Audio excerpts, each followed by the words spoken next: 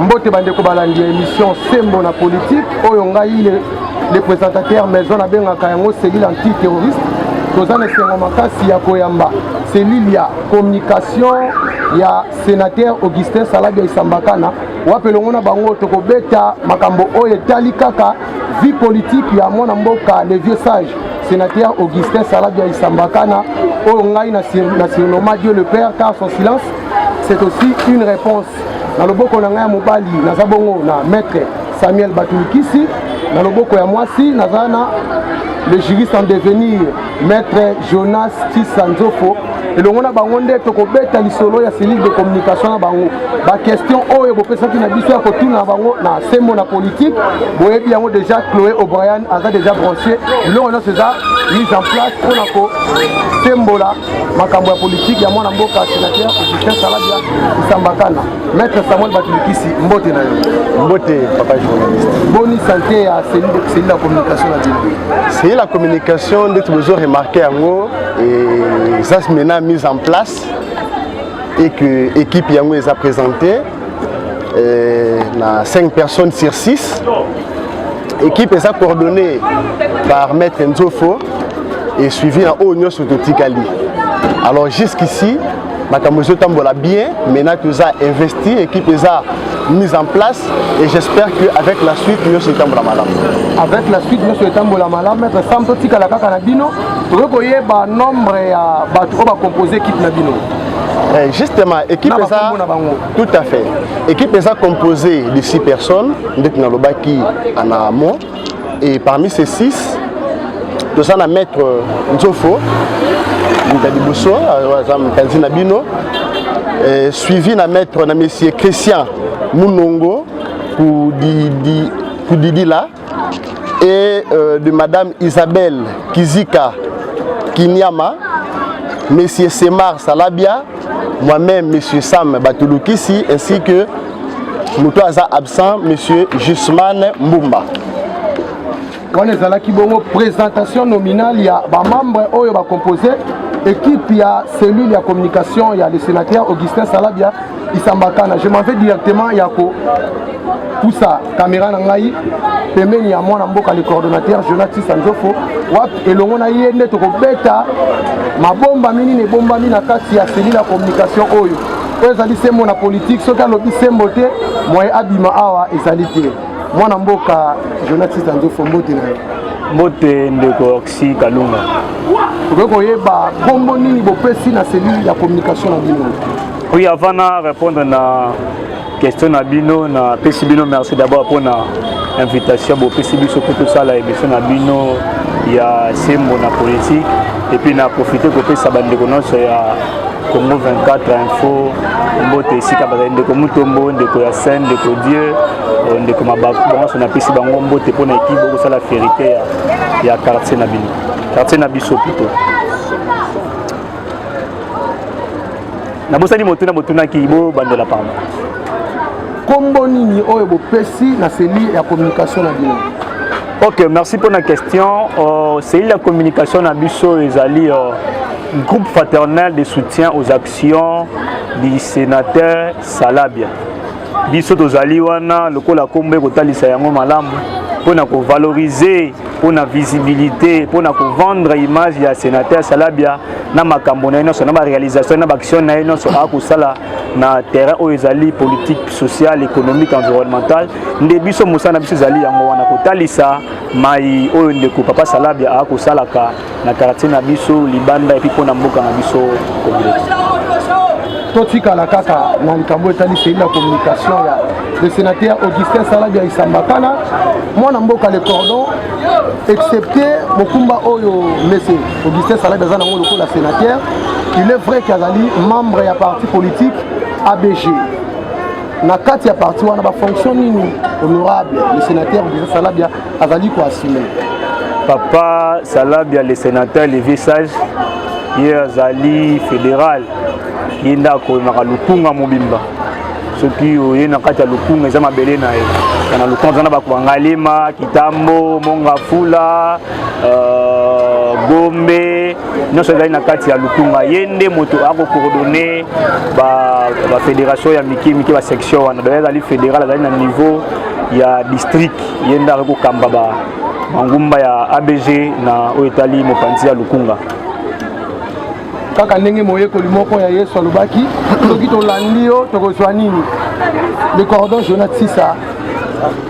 sénateur Augustin Salabia azali moko ya ba dirigeant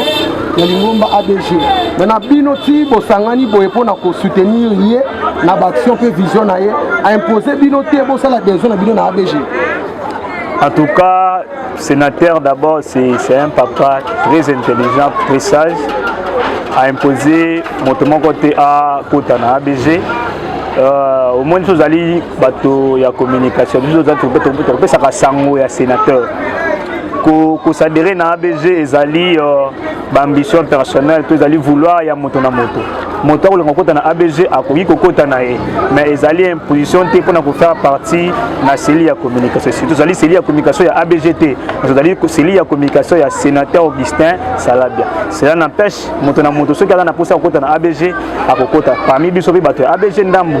bazali. Donc soki ko sepela kokota bakokota na bakal sénateur a tie condition mon côté pour na ozana kata cellule ya communication na impérativement ozala membre ya ABG. En tout cas biso tout à fait sénateur Marambouane za raté. Wana bozo kanenge mwana mboka le cordon Jonathan Sissa Nzofo ninga zo répondre na biano ya mopanzi sango na bino Jack Boyer bazali présentateur ya émission Sembo na politique. Totika la siko maintenant likambo etali baction ya les vieux sages oyo mo uti ko benga depuis akoma sénateur. Baction nini oyo base na ye si bamona oye moko penalty akiti sur le terrain asali pe bato babetele mabo. En tout cas de Coxy papa sénateur Salabia Augustin Sambata naya asali ba action ebele penza et bata français balobaka les actions sont légion. En tout cas to raté kotanga yango nyonso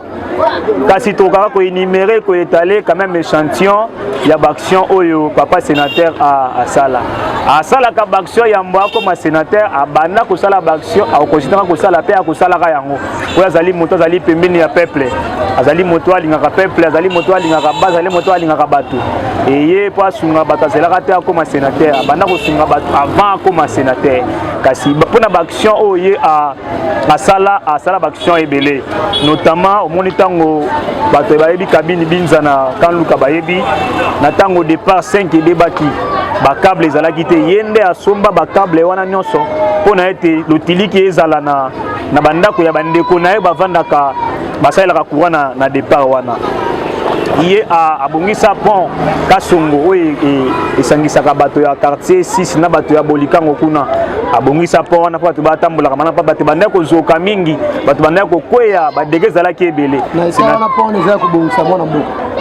na tolobi ke totanga baction oyo sénateur asalaki oyo sénateur asala bomema ya mona lisusu tokomema ye akomona akotala yango omoni ezali pont oyo esalami na mabende omoni à chaque fois ekosengaka kobongisaka yango po omoni wana ezali mosala ya leta elikuti mosala ya individuité gouvernement nde esengeli asala makambo wana kasi omoni sénateur azali papa alingaka bato na komona te bandeko ne bakonyokwama yango tant soit pe azokopallier quand même ole bato bazokaka bamonaka pasi akomokisa tama moke te ndeko yolika bato bakufaka bazokaka ka sénateur ole asala ya minene aosala te ya moke bandeko ne bazala ya malamu tika kobongisanga makanisi te moni sénateur asali makambo ebele so oke na tingiti kokuta sénateur asala mwa kavexé na ye wana asala mwa poma po esungaka bandeko basaka nini bana kaluka bazolo bata pusu na brouette elekaka te bato ya kaluka bazali bato ba polémique biso na sénateur zaka bato ba polémique tolandaka te mamo bato balobaka wana biso ozali na ndenge so totambolaka na kati ya politique bango bazalaka bato bilobela bato ba polémique totikaka bango na makambo na bango ya polémique biso nde eza misala tosala mpo na biso ya tingitingi bokende mona esungaka bato bakatisaka mpe malamu ese bato wana basepela to basepela te nga nayebi ke bato wana basepela bakatisaka esunga bango na bamai papa sénateur azali mpe moto atala bamama vive na bapasi na bango akabola maputa akabolaka bavivre na bamama vive papa sénateur abongisa mpe temple ya église cité de gloire ezali ba réalisation na ye certes azali pasteur ya église wana ezali réalisation ya monene ya kotongela pe nzambe tempelo a contribué énormément na construction ya temple oyo ya cité de gloire au mona ka niveau ya venu lui oyo sika tozali za venu lui ka niveau ezaka ya kokunda mawa ezalaka isika rotsa koleka mai ezaka susute papa sénateur nda asalisa misala ka niveau oyo asalisa misala ebonga mai pe koleka oleba bapango ekota ezo ba dégâts mapango ekoma nango na kebo papa sénateur ndi asalisa nzela oyo papa sénateur pas mona ndenge route oyo ba abandona tukei D'accord, si tu vas bungisa makanisi na ngai na ko répondre na motu na wana na ko répondre dika ngai na silisa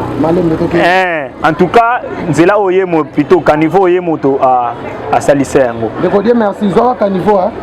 papa sénateur après au-delà ya kosala misala ba geste oyo azali pe moto oyo a investira kati na bato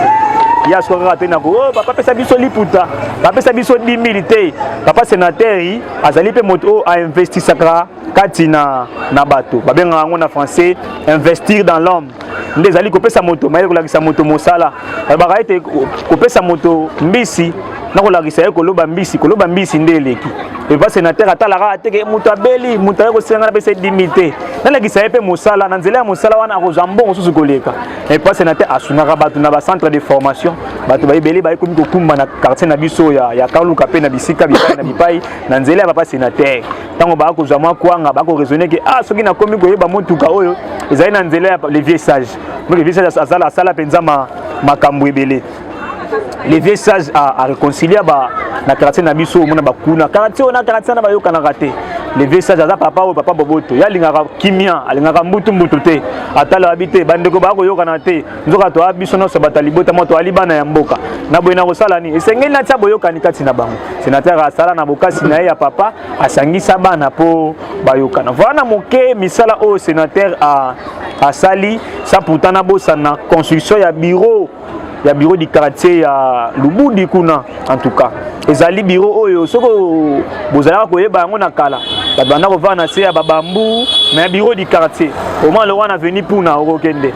to pesa pe sénateur sango oyo atala balukla batata na solution au moins na bato ya quartier bavandaka na batima kiti moko boyo na sabatoli moko ekufa pas sénateur atalité bato ba ko sala mosala ya l'état faut bazaka ma condition ya malamu nde atongela bango bureau ya kitoko soki bokeili na ba caméra bokomona yango bato ya bureau wana bavandi kimia po anini papa sénateur atala habité bato ba ko sala mosala sengeli bazala na ba condition ya malamu voilà en gros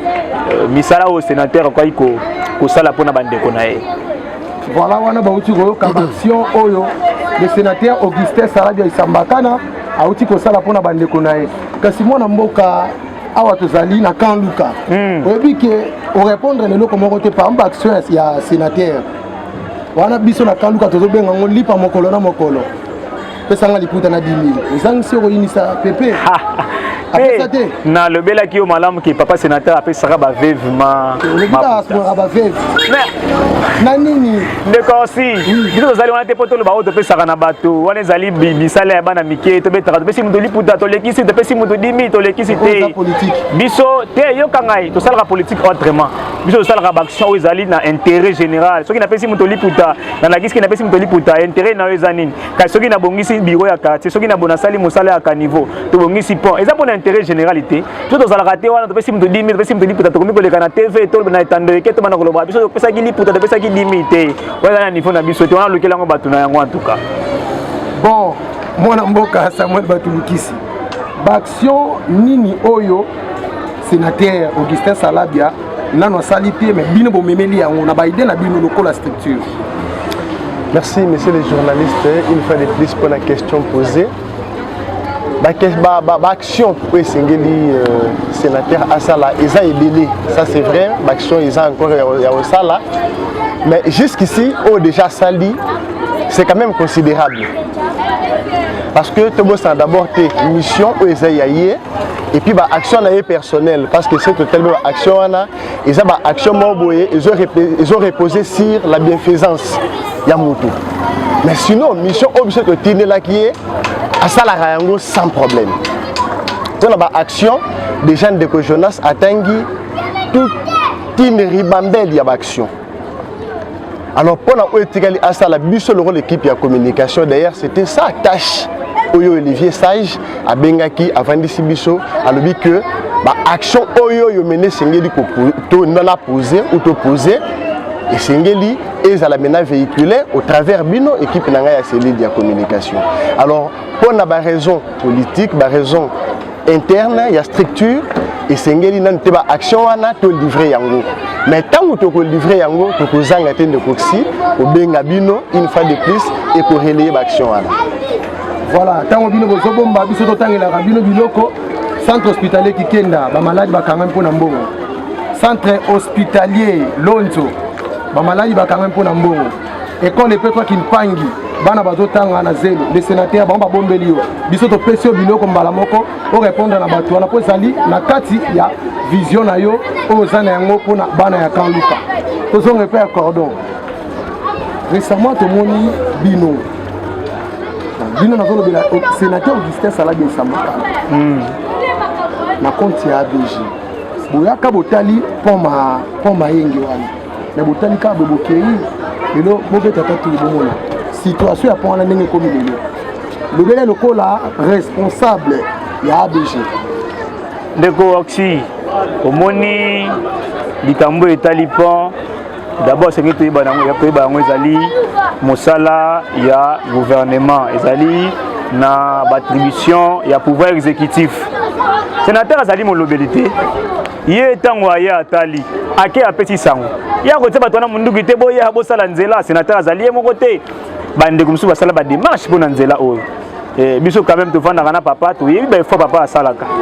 bala boni alobeli po nzela oyo azaye moko te bande kumsu ba député musu basala yango okoyeba ke même bata ovd ba ya batala mais gouverneur ye moko aya atala nzela oyo biso papa ne musana ya sa ezali komema sango natamba ke na ba vacances parlementaires ba koloba itala peuple na ngande ko souffrir itala makambo oyo ba base na ngai ko nyoka ba électeur na ngai itala likambo bazana yango ta problème bazana bana problème ya mai bana problème ko bana problème ya nzela natango atali si pouvoir exécutif problème ya nzela kasi bango nde batu bakotia misolo pona kosala nzela wana papa sénateur ya susute asala bano sala pa wana kosala abanda kosala nzela ya ekaita selembao okomona wana ezali bino pe musala bino journaliste ko pesa bato éducation citoyenne batu bayeba ke musala ya député ezali nini mosu ba député biso ba sénateur basungaka bato ezali pondeti papa sama lobi ezali bienfaisance ezali motema boboto wana kosunga bato ezali na kati ya mission na bango te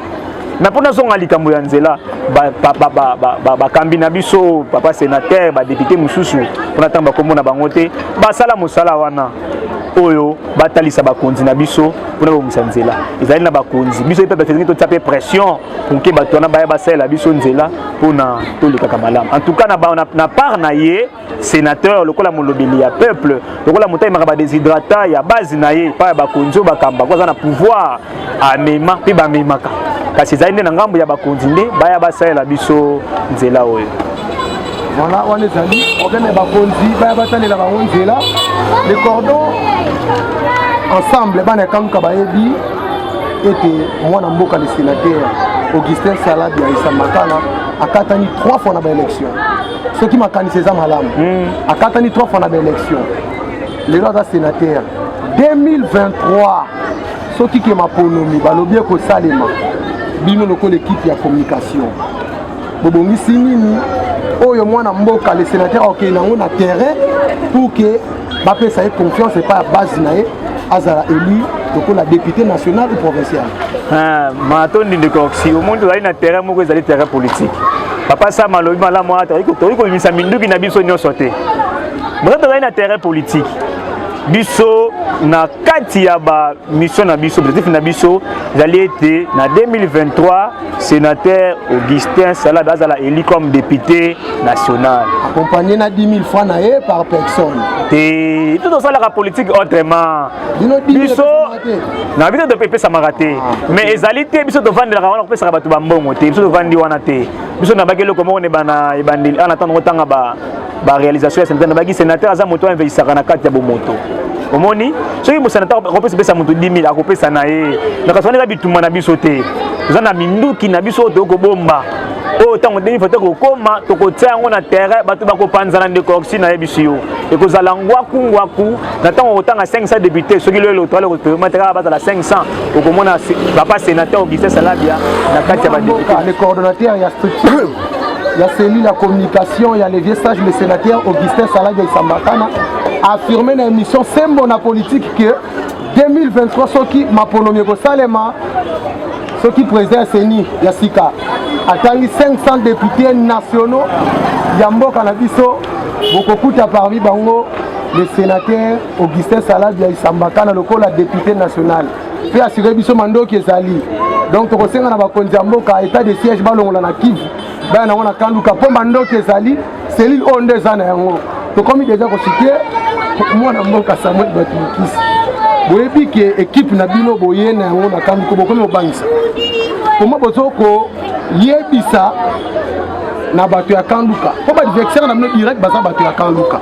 ke bozana mandoki na bino déjà nga na senga état de siège yao bobangisi donc aussi mandoki oyo le coordonnateur à l'obéli et ça ba arme fêté ils a pété ba arme blanche na mandoki oyo le coordonnateur les distingué à l'obéli ils ali ba stratégie politique oyo tozo bongisa la firmerie la biso ce qui te tient yango en place et bien bon nyos bokolala donc c'est une certitude et ça nango ya kolobate ils a des camboroti qui est là temps na temps voilà TV za radio monde commun informatisé ah ouais donc 2023 honorable Augustin Salabia Isambakana député national sans doute c'est mon politique pour l'ango biso tola le pas sénateur pour déjà place na biso monani mapono minana ngute yete ba ba député na bango voilà elenga sembo nde yango mona mboka le cordon et monsieur komi na suka message nini occupé ça na ba combattant na bino ba membre na bino oyo ba soutenaka les vieux sages Augustin Salabia Isambakana de près ou de loin yambo na pesa maloba na ba nyonso ba pesaka papa sénateur confiance na lingi na loba ete ko bana lelo officiellement okomona bandeko nyonso tozawa ndeko Jesman ndeko Christian ndeko Sema ndeko Isabelle ndeko Sam na ngai moko ndeko Jonas tokobanda kolobaka na kombo ya sénateur Augustin Salabia déjà équipe ezali équipe moko ya bavantite nde na oti koloba maintenant etali ba combattant na biso etali bandeko nyonso balingaka papa Augustin Salabia les vieux sages balemba ete omoni tokatanaki 3 fois ndenge ndeko ya oti koloba mais tour oyo eza bavantite tour oyo tozoya po to remporter couronne en tout cas bakombata na biso tout bayeli masolo ndenge kotambola bayi na nsima ya papa biso malamu biso tozalaka na base biso tozalaka na base na biso tozalaka na bato bavanda bafidèle bazali tobengaka bato te boya zwa 10 000 zwa 20 000 te so tozalaka na bato na biso deja bavanda oyo au moment opérateur bakobima bakosala mosala en tout cas tosimba papa oyo na maboko to soutenir ye soki aza akomi na esika wana na ebonga wana tozala mpona lokumu na biso epe kozala mpona lokumu ya mboka mpo obila de nyonso azali papa oyo akoservir communauté na biso mpe akoservir mboka Congo mwana mboka mokuna ya suka nini esalaka ke les vieux sages na bamédia congolais elongi emonanaka te alobaka te omoni vieux sage za aloko ashina rambo aloko akabila azalaka na bakina na ye moko boye omoni de sa nature azali moto moko boye azalaka un peu discret certes oza na terrain politique mais kasi moto na moto azali na personnalité na ye papa azali vraiment te alobaka mingi ndeti bato mosusu soki olingi omona esika alobaka kende na sena okomona ye mosika te awa na ntango bazalaki na babengisaki ndeko ministre ya défense na ministre ya intérieur pour un bilan à état de siège. Azali moko ba sénateur Azaki Maloba. Si vous avez un journaliste et un sénat, ne boko mona ndenge esika loba. Ya été motali kana betanda kwa msusu aloba ka tsaka makelele te. Yezali musala. Faut na sala ka musala to sala ka musala na été. Asala ka musala obatinda ye kuna na sénat. Ya loba kande kuna na persoir esika tazwa maloba. Aloba kana tando ikeso ozeli ona zelande biso. Wa no mande biso to anoyo mona ba sa ba sema ba Christian ba Isabelle on va na TV. Les vieux sages yazali nde moto ya persoir au monde kuna esika ndeko bahati akamaka. Bien moi atini mutuna mona tuni na yeye. Moto futa ma combien? Tout ça on a été pour te commettre au futa mandeko. Ezali mosala musoka osala mosala azara na lifuti na ye. Combien? En tout cas. Te na ngolo ba monta te papa. Félix écoute moi bomba.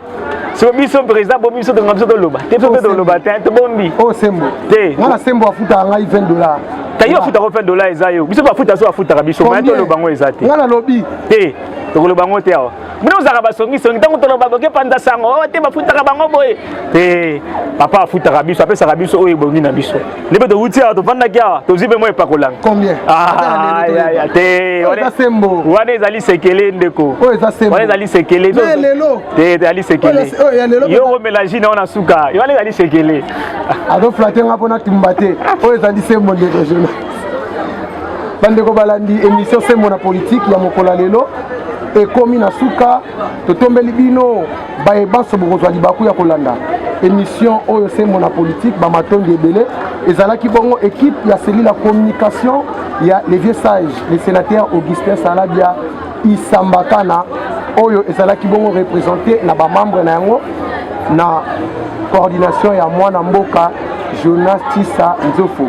Goko kabwana bongo te soki topesi bambote te na balandi ya émission sembo na politique bayenge bele na biso o batali faransa babengaka ba fidèle na pesi mbote na DJ Abiliago mwana Dubai na pesi mbote na maison DMK o ezalaka bongo dirigé na DG Tini Ndongala Kabea na pesi mbote na équipe technique mobimba ya Congo Info 24 TV na sima ya caméra ezalaki bongo mwana mosala na bino Dieu merci Mwanza la présentation Oxygène Kalunga le Jack Boyer de la presse congolaise oya fongolaki c'est l'antiterroriste penda za na monopole ya kokanga yango esi na kangi yango sembo ya politique ya mokola lelo na vitesse à Zander esili bye bye.